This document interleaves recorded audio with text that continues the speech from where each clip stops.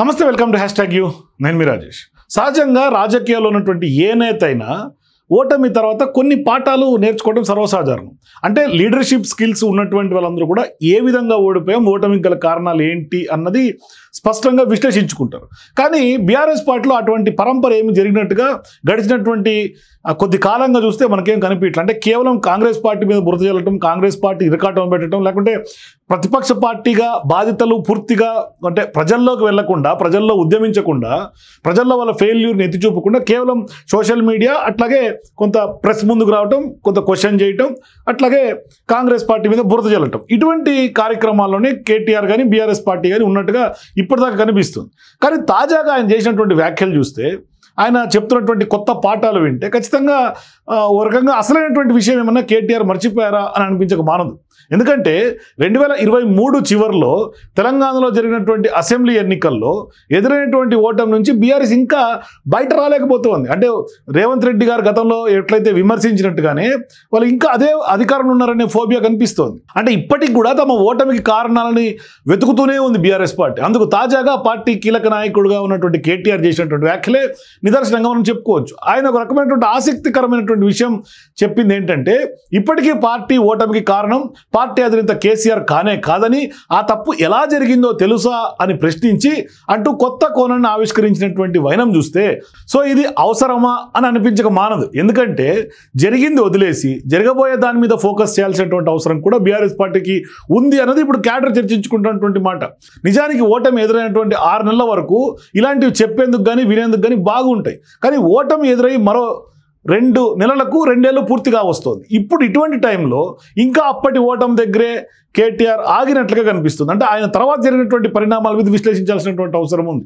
అంటే హ్యాట్రిక్ సీఎంగా కేసీఆర్ కాకపోవడానికి కారణం ఏమిటో తెలుసా అంటూ కూడా కేటీఆర్ నోటి నుంచి తాజాగా వచ్చినటువంటి వ్యాఖ్యలు ఒకంత ఆసక్తికరంగా మారుతూ రాజకీయ వర్గాల్లో ఒక కొత్త చర్చకు దారితీస్తుంది. ఇందుకు ఆయన అసలు విషయం ఏమన్నారంటే, ఎన్నికల వేళలో తెలంగాణ ప్రజలంతా స్థానికంగా ఉన్నటువంటి తమ బీఆర్ఎస్ ఎమ్మెల్యే అభ్యర్థి ఓడినా పర్లేదు, కేసీఆర్ మాత్రం ముఖ్యమంత్రి అవుతారని భావించారు. అందరూ అలా అనుకోవటం వల్లే కేసీఆర్ ముఖ్యమంత్రి కాలేదు. బంగారు పల్లెంలో పెట్టి ఇచ్చినటువంటి తెలంగాణను కాంగ్రెస్ నేతలు ఆగమాగం చేశారు అని ఆయన మండిపడుతున్నటువంటి నేపథ్యం. ఒకవేళ కేటీఆర్ చెప్పినటువంటి వాదనే సరైందని భావిద్దాం. అయితే ప్రజల్లో తమ పార్టీ ఎమ్మెల్యేలపై ఉన్నటువంటి వ్యతిరేకతను గుర్తించడంలో ఫెయిల్ అయింది ఎవరు? ఇది ఒక ప్రశ్న.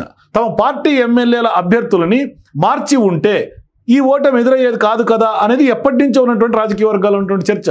అలా చూసినా కేసీఆర్ అంచనాలు తప్పడంలో కూడా ఆయన ఖచ్చితంగా ముఖ్యమంత్రి కాలేకపోయారు కదా అనే ప్రశ్న కూడా మరొకటి తలెత్తుంది. అలాంటప్పుడు ఈ మొత్తం ఓటమి నిందను వాళ్ళ మీద వీళ్ళ మీద వేసే బదులుగా ఆ విషయాన్ని వదిలేసి ప్రజా సమస్యల మీద ఫోకస్ ఎక్కువగా పెడితే ప్రతిపక్ష పార్టీ బాధ్యతాయుతంగా చేసినట్టు ఉంటుంది అన్నది కూడా ఇప్పుడు ప్రధానంగా రాజకీయ వర్గాల్లో ఒక పెద్ద చర్చ జరుగుతోంది. అంటే ఆ ప్రశ్న కూడా ఉత్పన్నమవుతోంది. అంటే ఇప్పటికి కూడా తమలోని లోపాలను అంగీకరించే బదులుగా ఎదుటోళ్ళనే బద్నాం చేసే కార్యక్రమంలోనే కేటీఆర్ కొంత అదే దాంట్లో నిమగ్నమైనాడు. ఆయన దాని నుంచి బయటికి రానంత వరకు ఆ పార్టీకి మేలు జరగదన్న అభిప్రాయమే ఎక్కువ శాతం వ్యక్తం అవుతుంది. అంటే ఖచ్చితంగా తన తప్పులు తను తెలుసుకోవాల్సినటువంటి అవసరం ఉంది, పార్టీ పరంగా అయినా సొంత కుటుంబంలో అయినా. ఎందుకంటే కవిత ఇష్యూ తర్వాత ఇప్పుడు పరిణామాలు చాలా బీఆర్ఎస్లో మారుతూ ఉన్నాయి. అంటే దేవుడి పేరు చెప్పి ఓట్లు వేసుకోవటం ఒక్కటే బీజేపీకి తెలుసు అన్నది కూడా కేటీఆర్ వాదన. కానీ కాంగ్రెస్ దొంగ మాటలు హైదరాబాద్ ప్రజలు నమ్మలేదని, కానీ ఊళ్ళలో నమ్మి మోసపోయారన్నది కూడా కేటీఆర్ వ్యాఖ్యానించడం కూడా ఇక్కడ కొంత రాజకీయ వర్గాలు హాట్ టాపిక్గా మారుతుంది. ఒకవేళ ఆ మాట నిజమని మనం మళ్ళీ ఒక్కసారి భావిస్తే, హైదరాబాద్ మహానగర పరిధిలో గెలిచినటువంటి కంటోన్మెంట్ స్థానం సదరు ఎమ్మెల్యే రోడ్డు ప్రమాదంలో మరణించిన తర్వాత ఆ టైంలో వచ్చినటువంటి ఉప ఎన్నిక. అంటే సహజంగా సింపతి ఉంటుంది. సార్వత్రిక ఎన్నిక టైంలో కూడా జరిగినటువంటి ఉప ఎన్నికలు బీఆర్ఎస్ ఎందుకు ఓడిపోయింది? ఇది ఒక ప్రశ్న కదా. మరి కాంగ్రెస్ పార్టీ అభ్యర్థి ఎందుకు అక్కడ గెలిచినట్లు అన్నవి కూడా ఖచ్చితంగా ప్రశ్నలు ఉత్పన్నమవుతాయి. అంటే తమను గెలిపించినటువంటి కంటోన్మెంట్ ప్రజలు 6 నెలలకే కాంగ్రెస్ దొంగ మాటలు పడిపోయినట్టని మనం భావించాలా? వాళ్ళు పడిపోయి ఓట్లు వేసినట్టని మనం భావించాలా? మరి అలాంటి ప్రశ్నలకు కూడా కేటీఆర్ ఎలాంటి సమాధానం చెప్తారన్నది కూడా ఒక ఆసక్తికరమైనటువంటి పరిణామం. అంటే తమ ఓటమికి తాము అంగీకరించే పరిస్థితి లేదు, ఎంత మాత్రం కారణం కాదన్నట్లుగా వాళ్ళు చెప్పుకుంటూ ఉన్నారు. అయితే ప్రజలే మోసపోయారు, లేదంటే పార్టీలు మోసం చేశాయన్న మాటలే కేటీఆర్ వల్లి వేస్తున్నారు తప్పితే ఇంతకాలం పెద్ద ఎత్తున చెప్పుకొచ్చారు. ఇప్పుడు ఏం చెప్తారన్నది కూడా ప్రశ్న. అందుకే కొంత ప్రత్యర్థులపై నిందలు వేయటం మానేసి కాంగ్రెస్ ప్రభుత్వం చేస్తున్నటువంటి తప్పుల్ని ఎత్తి చూపే అంశం మీద కొంత ప్రతిపక్ష పార్టీగా ఫోకస్ చేస్తే బాగుంటుందని కొంత ప్రజలు బీఆర్ఎస్ పార్టీ క్యాడర్ కూడా అనుకుంటోంది. మరి ఇలాంటి అంశాల మీద కేటీఆర్ ఫోకస్ పెట్టేది ఎప్పుడు?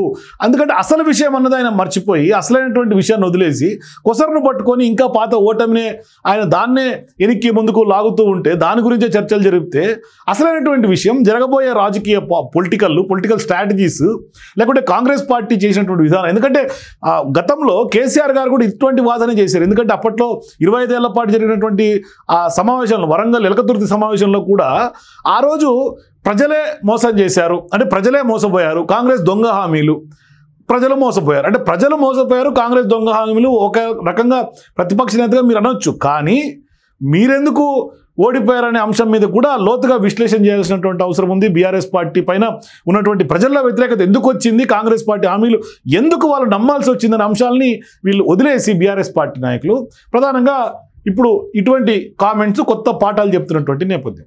సో మీరు కూడా కేటీఆర్ వ్యాఖ్యల పట్ల మీ అభిప్రాయాలు ఏంటో కామెంట్స్ తెలియజేయండి. For more videos please watch #.